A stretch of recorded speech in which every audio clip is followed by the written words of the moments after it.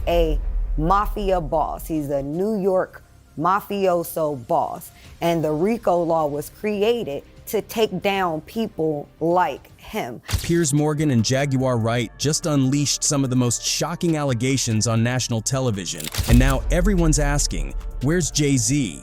Could this be the biggest scandal to ever hit hip-hop? With accusations flying and no word from Jay, is he about to face a reckoning like never before? What dark secrets are hiding behind his empire? And why is he staying silent when the whole world is watching? Y'all don't see the lineup? Yeah, we see the lineup. I'm just waiting to see who's next. Jay-Z is setting Diddy up. Jaguar Wright, the former back singer for Jay-Z, is shaking up Hollywood and exposing the deep, dark connections between Jay-Z, Diddy, Epstein, and more. Piers Morgan gave Jaguar the platform, and she did not hold back. If you thought the truth was already out, you haven't seen anything yet. He's a mafia boss. He's a New York mafioso boss. And the RICO law was created to take down people like him. Piers Morgan took everyone by surprise when he gave Jaguar Wright the space to air out her grievances on national television. Jaguar didn't just stop at the surface, she went deep, claiming that Jay-Z has been involved in some of the most nefarious activities in the entertainment industry. But what's even more alarming? The fact that Jay-Z has been completely silent throughout all of these shocking revelations. It all began with Piers Morgan's controversial episode where he gave Jaguar Wright the platform to speak her mind. And let's be clear, this wasn't just some passing interview. Jaguar had an agenda, and Piers allowed her to run with it. Jaguar begins by addressing Piers's question about feeling vindicated after Diddy's recent legal troubles.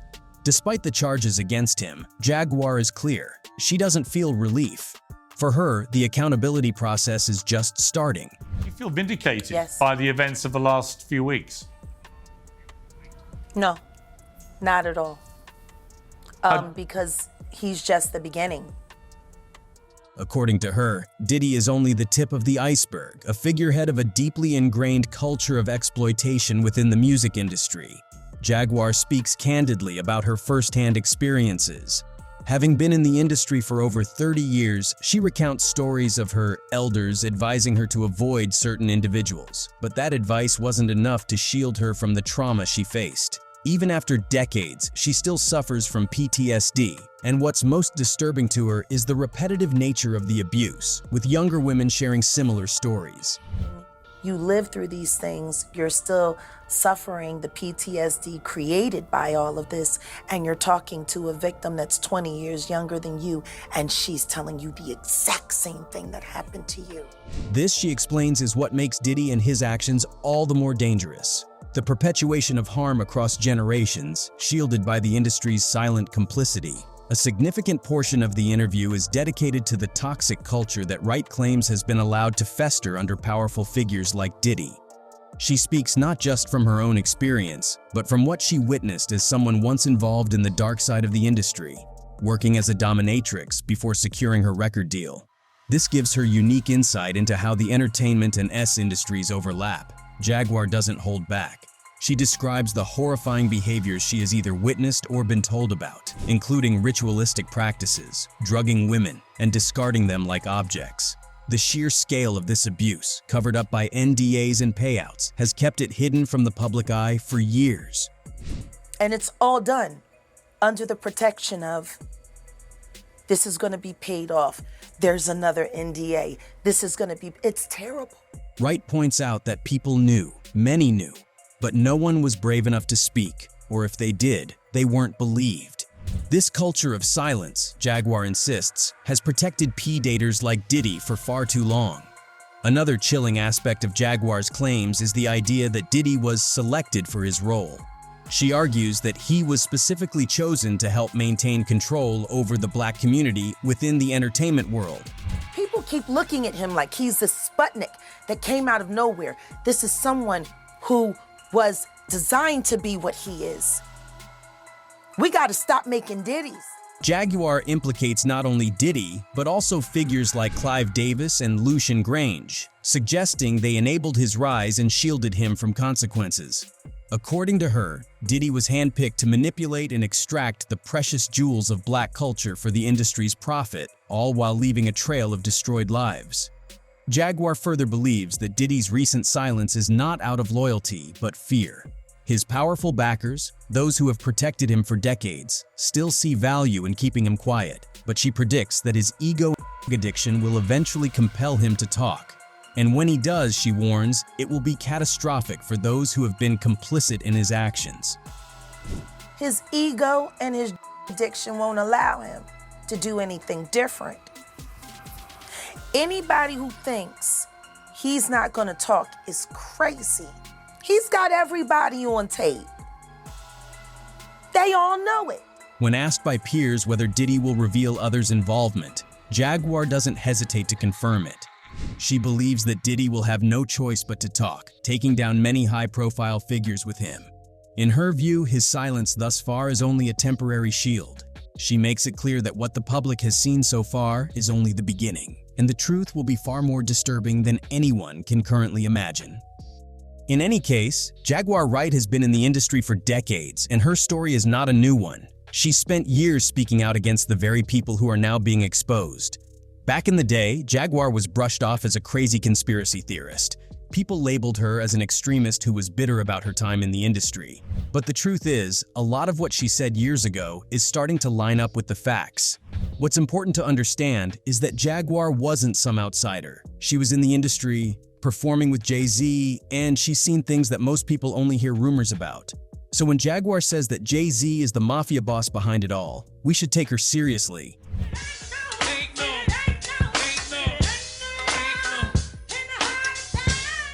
Jaguar first made waves when she accused Jay-Z of being complicit in Aaliyah's death. She didn't mince words back then, claiming that Jay-Z, Diddy, and other big names were all involved in some sort of larger, sinister plot.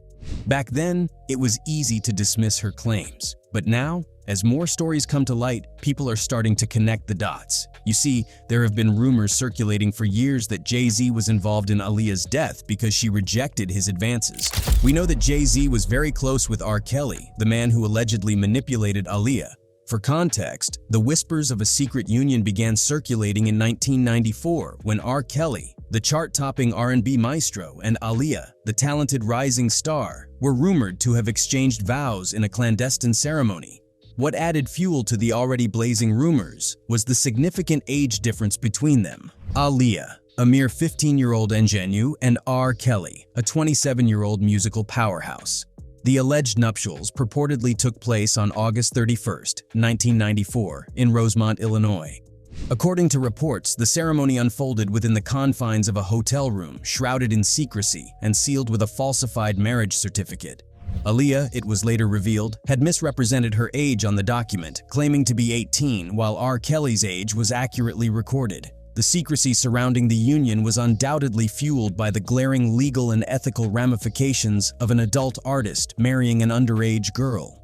The revelation sent shockwaves through the music industry and beyond. Aaliyah, the prodigious talent on the cusp of stardom, and R. Kelly, the Grammy-winning maestro, found themselves at the epicenter of a scandal that would reverberate for years to come. As the whispers grew louder, so did the questions. How had a 15-year-old managed to marry without parental consent? Why was such a significant event concealed from the public eye? The truth began to emerge. Aaliyah's age had been misrepresented on the marriage certificate, an unsettling detail that only intensified the gravity of the situation.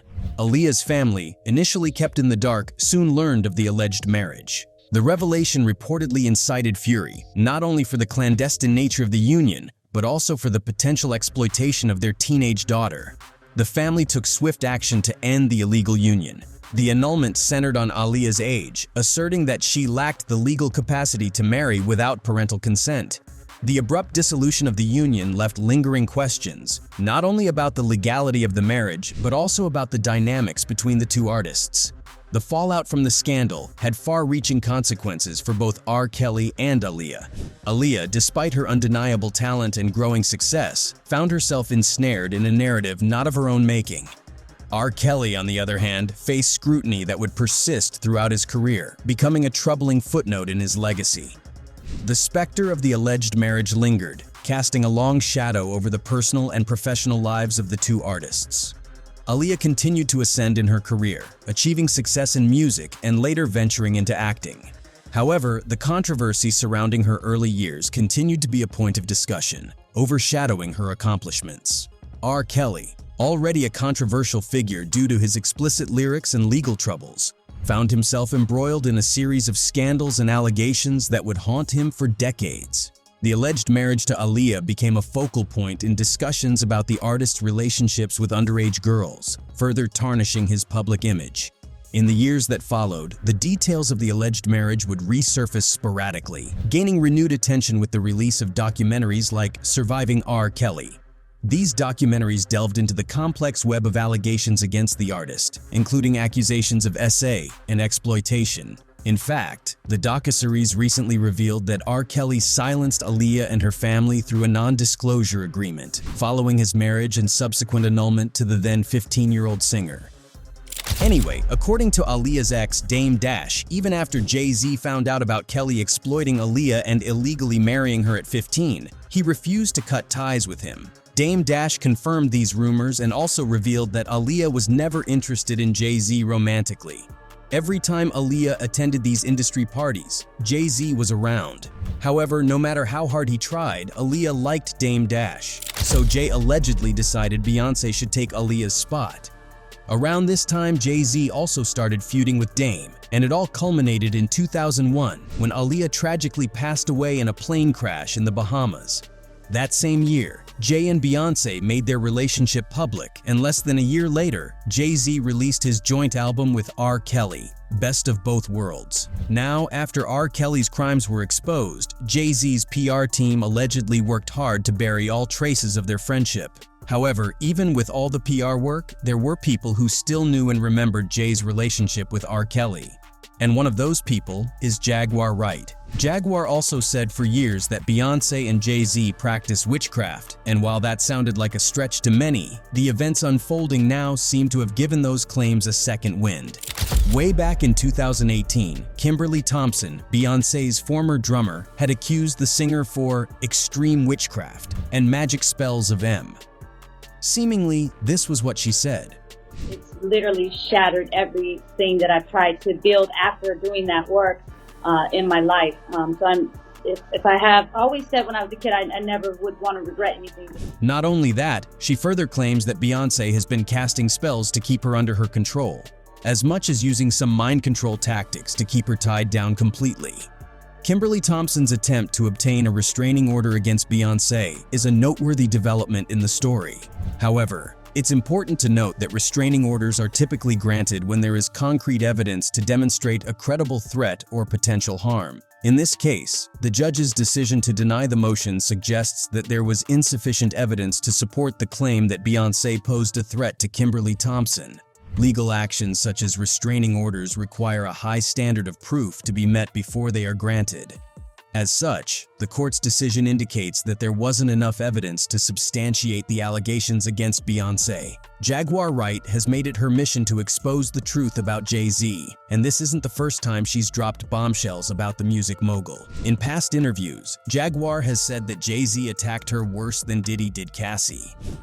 Want to know what a box cutter feels like going into your skin and ripping you? I can tell you how it feels. Y'all ain't seen yet. That Cassie, that's nothing. Let's not forget how Jaguar revealed Jay-Z's role in Diddy's alleged takedown.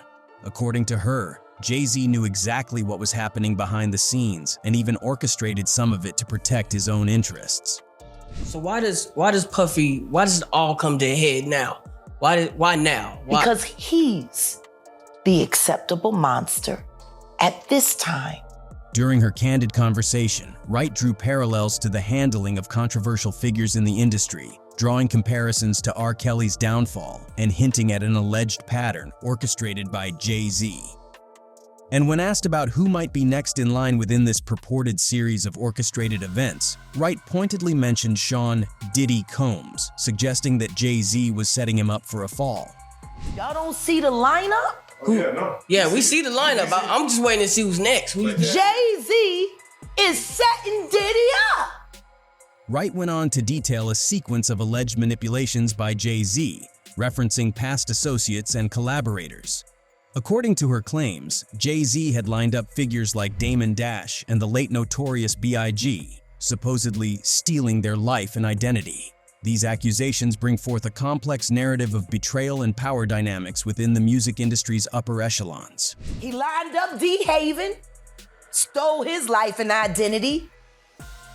He lined up Big L, stole his life and identity. He lined up Dame Dash. The most shocking assertion made by Wright was her insinuation that Jay-Z's intentions extended to R. Kelly, another embattled figure in the music industry.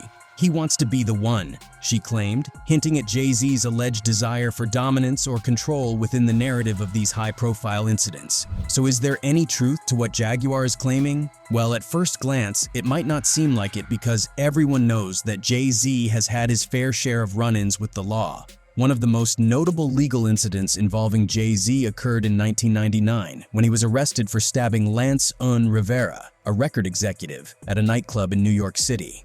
The altercation reportedly stemmed from a dispute over bootlegging of Jay-Z's album. While the incident resulted in Jay-Z being charged with felony assault, he eventually pleaded guilty to a lesser charge of misdemeanor assault and received 3 years of probation. This event shed light on the sometimes volatile nature of the music industry and the pressures faced by artists like Jay-Z to protect their creative work.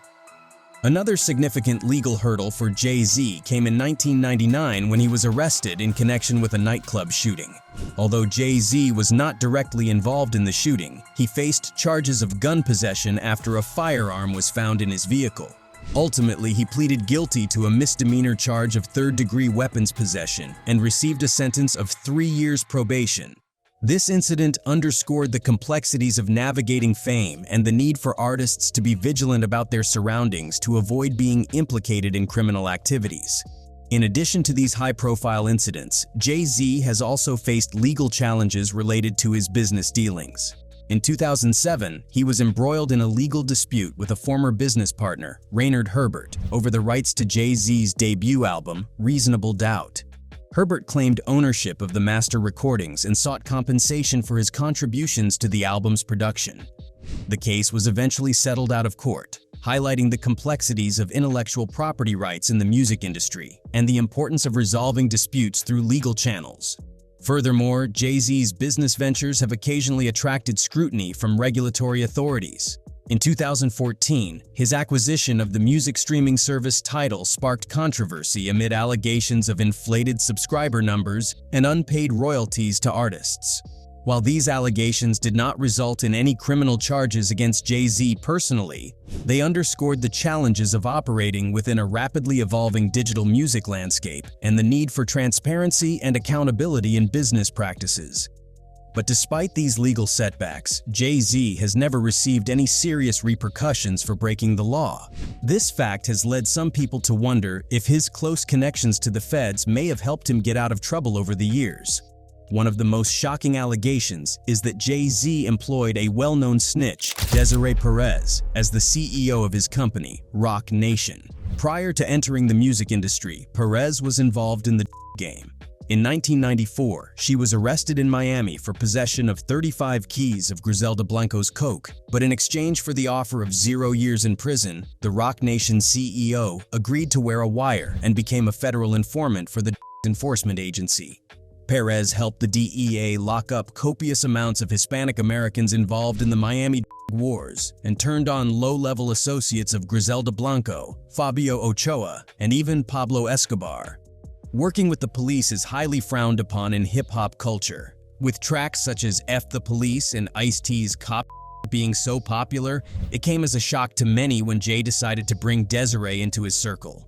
In 2015, during an appearance on The Breakfast Club, Jay-Z's former Rockefeller counterpart Damon Dash told the hosts, "Once AN has certain friends, we don't even talk about him anymore where I'm from." He also stated it would be unlikely he would do future business with Jay-Z due to his connection to Perez. Desiree was the wife of Jay-Z's good friend, Juan Perez, a Harlem native whom Jay-Z met in the 1990s and went into business with. Together, they opened a series of sports bars, including the iconic 4040 Club. Desiree acted as a promoter for these various clubs. With the help of Juan, she rose from a part-time nightclub manager to a record company executive. And in 2008, Jay-Z made her chief operating officer of Roc Nation. In 2019, she was promoted to CEO. Although President Donald Trump pardoned Perez of her crimes in 2021 and wiped her criminal record, Jay-Z lost the respect of hip-hop by hiring, entertaining, and promoting a well-known snitch who put people behind bars.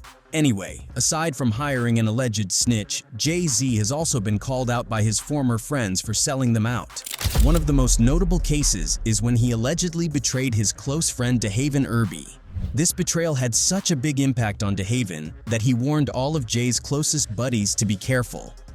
It was so easy for Jay to turn his back on me. You think Dame stood a chance? You think Jazzo stood a chance? You think Source Money stood a chance?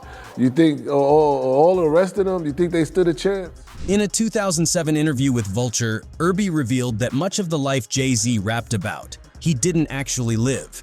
He insinuated that the Brooklyn rapper was a low-level dealer and nothing like the kingpin Jigga portrayed himself to be. I'm telling you, he over-exaggerates. He was there to see things, but doing some big-time Frank Lucas type thing? No, Irby explained. He nickeled and dimed, but nothing on a major scale. He definitely didn't sell nothing in Marcy. Spanish Jose, who he mentions a lot in his songs, was a friend of mine. Jay didn't have no affiliation to Spanish Jose. The former nose candy dealer even alluded to Jay-Z admitting that he appropriated Irby's life. He's been talking about me since day one on a lot of his albums. He mentioned me on the Black album, and I hadn't seen him in years. DeHaven Irby has long been an outspoken critic of his former close friend Jay-Z.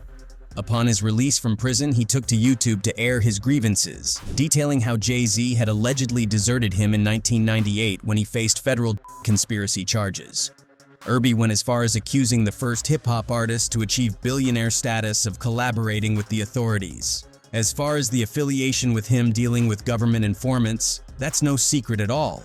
Do I think it's crazy that nobody brings that subject up? Yeah, I believe that. Yeah, of course they affiliating with them people, Irby said during an interview on the Hip Hop Uncensored podcast. The more I look at it and the more I understand it more and more, that's why I'm not a part of that. It seems to be clearer and clearer each time. It would have been impossible for Jay-Z to avoid doing prison time if he wasn't working with the feds, Irby said. It's just impossible for me to understand how they don't have Jay, and they got all these conversations with him. It just don't make sense. It'll never make sense to me. Now, the big question is, where does this all go from here?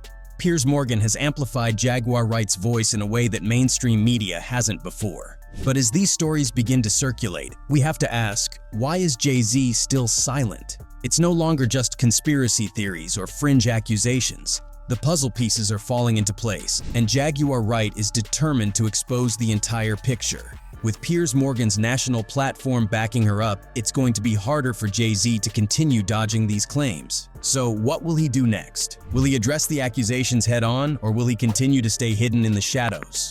Only time will tell. Anyway, that's it for this video, folks. Bye.